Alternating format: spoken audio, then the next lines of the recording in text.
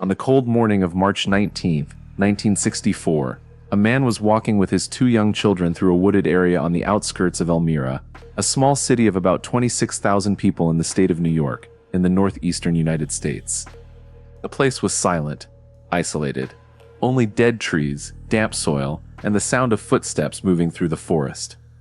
But then, something caught his attention. Beneath rocks, branches, and freshly disturbed dirt, there was a body. It was the body of a little girl. Her mouth had been stuffed with dirt and twigs.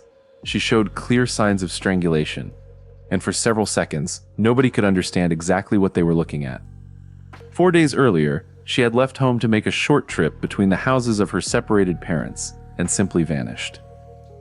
At that moment, the small city of Elmira still did not know it, but that murder would become one of the most disturbing and frustrating cases in the history of the state of New York.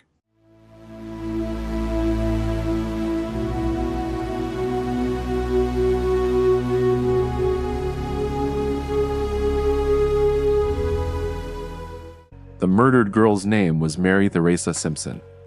She was only 12 years old at the time. Mary was born and raised in the city of Elmira, where she lived until May 1963, when her parents, Ellsworth and Rose Simpson, divorced. After the separation, Mary Theresa remained in the care of her father. At the end of that same year, she and her father moved to a small neighboring town after he found a job a few miles from his hometown. Despite the short distance, Mary saw her mother only once a month. Her father avoided any closeness between them, perhaps still consumed by resentment over the divorce. The visits only happened when he needed to go to Elmira and, inevitably, ended up allowing a brief meeting. In March 1964, Mary Theresa and her father returned to live in Elmira after he found a new job in the city. Mary was happy about the move.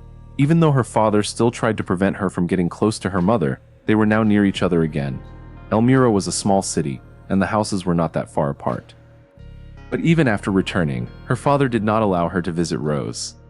After 2 weeks without seeing her mother, Mary Theresa decided she would meet her without permission. On Sunday, March 15, 1964, Mary left her father's house at around 3 o'clock in the afternoon. She said she was going to visit a cousin, but in reality, she went to her mother's house. The visit had not been planned, and Rose was extremely happy to see her. Mary spent about an hour at her mother's house before leaving to visit her cousin. Later, she left her cousin's house at around 6 o'clock in the evening. When it became late and Mary Theresa still had not returned home, her father called the cousin, who informed him that she had left quite some time earlier. Suspicious that his daughter might once again be at his ex-wife's house, Ellsworth called Rose.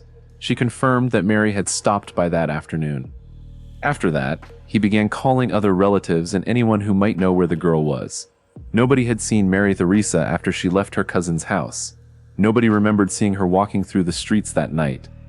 Hours later, as news of the disappearance began spreading among relatives and friends, one of Mary's classmates called her father and said she had seen her standing in front of a store at around 7 o'clock in the evening. According to the girl, Mary Theresa said she was heading home. Ellsworth contacted the Elmira police that same night, at around 11 o'clock, and Mary Theresa was officially declared missing.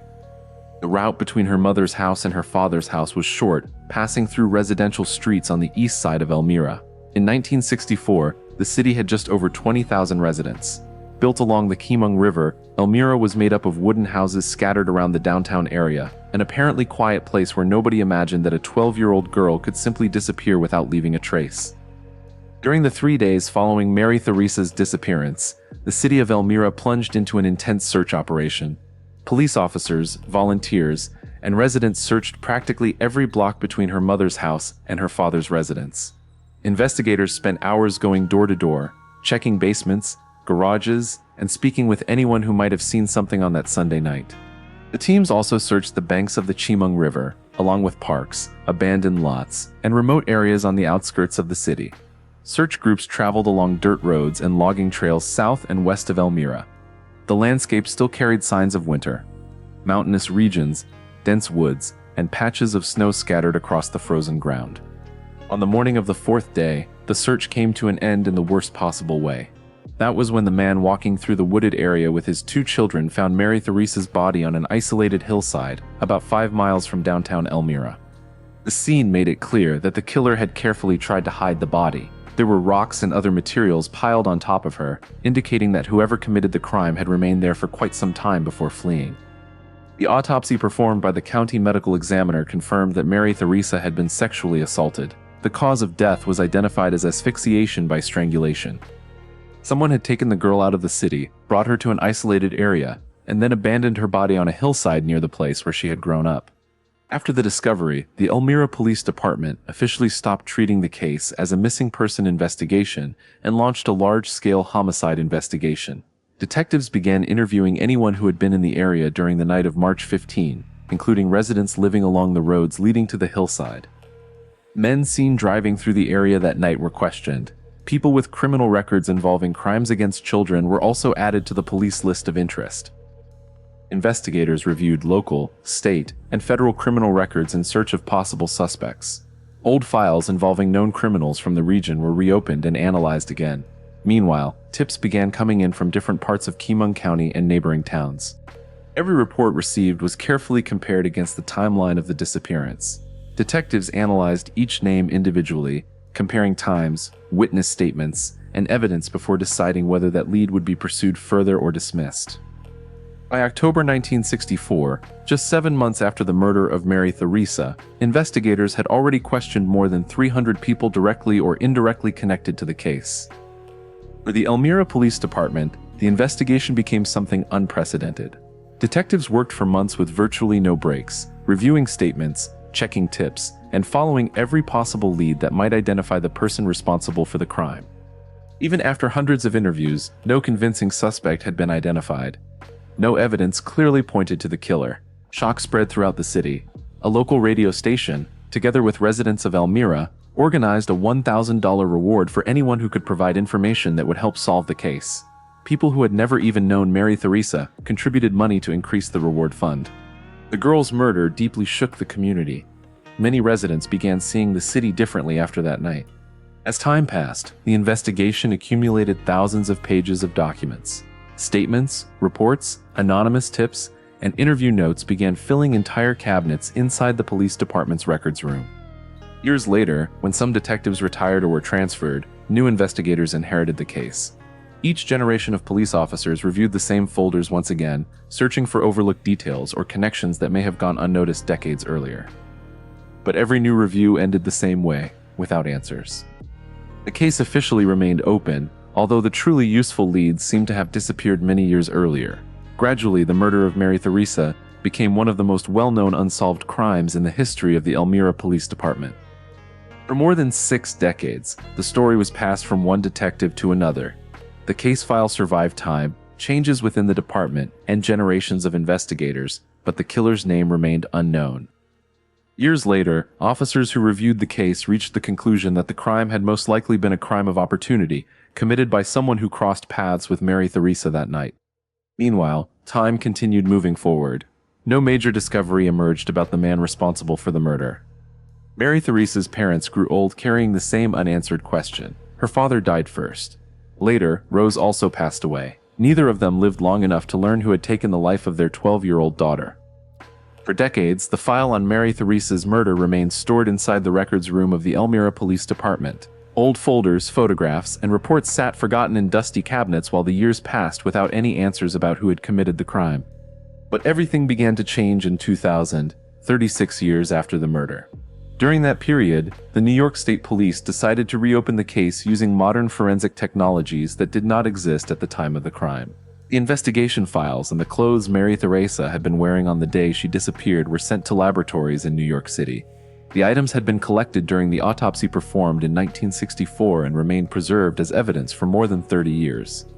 In the 1960s, the technology necessary to identify biological traces at that level simply did not yet exist. Now, for the first time, investigators believed it might finally be possible to discover the identity of the man responsible for the crime. Specialists began by examining Mary Theresa's blouse. During the analysis, they found enough male biological material to develop a complete genetic profile. The DNA was clear enough to be used in future comparisons if a suspect ever emerged. The profile was then entered into the Combined DNA Index System, the Federal Bureau of Investigation's national database responsible for storing genetic profiles from convicted offenders and automatically comparing them with evidence from unsolved cases.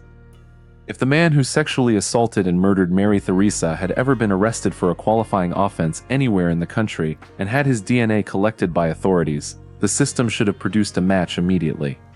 But no match appeared. The killer remained outside every police database. 3 years later, in 2003, investigators decided to conduct new tests on other clothing items preserved since 1964. Mary Theresa's skirt and underwear were also sent to the state police laboratory. Forensic experts found additional biological material during those examinations. The new samples confirmed the male genetic profile previously discovered and further strengthened the evidence that had already been obtained. Even so, the result remained the same. Without any match in the combined DNA index system or any other law enforcement database in the United States, the identity of the man who killed Mary Theresa remained unknown. In 2022, the Elmira Police Department received funding from a nonprofit organization specializing in helping cold case investigations. The goal was to allow old evidence to be analyzed using modern forensic technologies that smaller departments normally could not afford. The funding completely covered the costs of sending the biological evidence from Mary Theresa's case to a private laboratory specializing in advanced forensic genetics and degraded DNA analysis. At that point, the samples were nearly 60 years old. Since 1964, they had spent decades stored under different conditions, something that normally makes the recovery of usable genetic material far more difficult. Even so, scientists managed to extract enough information to build a complete genetic profile of the unknown man connected to the crime. After that, the DNA was uploaded into public genetic genealogy databases, platforms where millions of Americans had voluntarily submitted their ancestry data to discover family origins and distant relatives. The Federal Bureau of Investigation's Forensic Genetic Genealogy team took over the next stage of the investigation. Specialists began searching for possible relatives of the suspect using genetic matches found within those public databases. The work was extremely slow and detailed. Investigators had to reconstruct entire family trees, cross-referencing public records with genetic information. Because the crime had occurred in 1964, many of the family connections led to people born in the early 20th century, some even earlier than that. Many old documents were incomplete. Birth certificates contained errors. Marriage records disappeared somewhere between generations. Some family members had moved to different cities, changed their last names, or simply left behind very little documented history throughout their lives. Even with those difficulties, the genealogists continued moving forward branch by branch, carefully analyzing every genetic match they discovered. Little by little, they identified living descendants and narrowed the list of possible suspects generation after generation. In 2025, after more than 2 years of genealogical investigation, all of that work finally led to a single man. He had been living in Elmira at the time of the murder and was 32 years old in 1964. He was a truck driver, a veteran of the Korean War, married, and the father of a family. He had spent virtually his entire life in the same city where Mary Theresa was murdered. But there was one important detail. He had been dead since March 2004. Investigators then contacted the suspect's son, who voluntarily agreed to provide a DNA sample. The tests revealed a direct father and son genetic relationship between the unknown DNA found on Mary Theresa's clothing and the genetic material provided by the suspect's son. Because a child inherits approximately half of their DNA from each parent, the match was extremely strong. Even so, investigators wanted definitive confirmation. A familial match could identify a bloodline, but not necessarily point to one specific individual within that family. Because of that, authorities obtained a court order to exhume the suspect's body, which had been buried for more than 20 years in a cemetery in the region. The remains were carefully recovered and sent to the state forensic laboratory for another genetic comparison. The DNA extracted directly from the exhumed remains was then compared to the male profile found on Mary Theresa's clothing decades earlier. The match was conclusive. There was no longer any doubt about the identity of the killer. According to specialists, the chance of another unrelated person presenting the same genetic profile was less than 1 in 320 billion. After 61 years of searching, reviews, and unanswered questions, the unknown man finally had a name. Alfred Raymond Murray Jr. was born in 1931 and spent practically his entire life in the city of Elmira. The only time he left the city for an extended period was during his youth, when he served in the United States Army during the Korean War. After his military service, he returned to Elmira, got married, built a family, and had 4 children. For much of his adult life, he worked as a truck driver. The regional roads were part of his daily routine. He knew secondary routes, isolated wooded areas, logging trails, and remote hillsides on the outskirts of the city, places rarely visited and far from urban activity. Decades later, investigators concluded that the murder of Mary Theresa was most likely a completely opportunistic attack, something that had already been considered at the time of the crime. According to the police reconstruction, Alfred was a sexual predator in search of opportunities. He had no personal connection to Mary Theresa's family. There was no friendship, no kinship, no shared workplace, or any known link between him and the girl. On that cold March night in 1964, he was driving through the streets of the city when he saw a 12-year-old girl walking alone, and in that moment he decided she would be an easy victim. Unlike what many would imagine in such a brutal case, Alfred never left Elmira after the crime. He continued living normally in the same city where Mary Theresa had been murdered. The Elmira Police Department already had records involving suspicious behavior by Alfred related to children. Even so, during the original 1964 investigation, detectives never focused enough attention on him. His name never officially appeared as a primary suspect. As the case went cold over the decades, Murray continued his life normally. He drove through the same streets, frequented the same places, and took part in the community's daily routine like any other resident of the city. On the surface, nothing seemed out of the ordinary. No one imagined that that seemingly ordinary man could be connected to the brutal murder of Mary Theresa Simpson or to what happened on that isolated hillside in March 1964.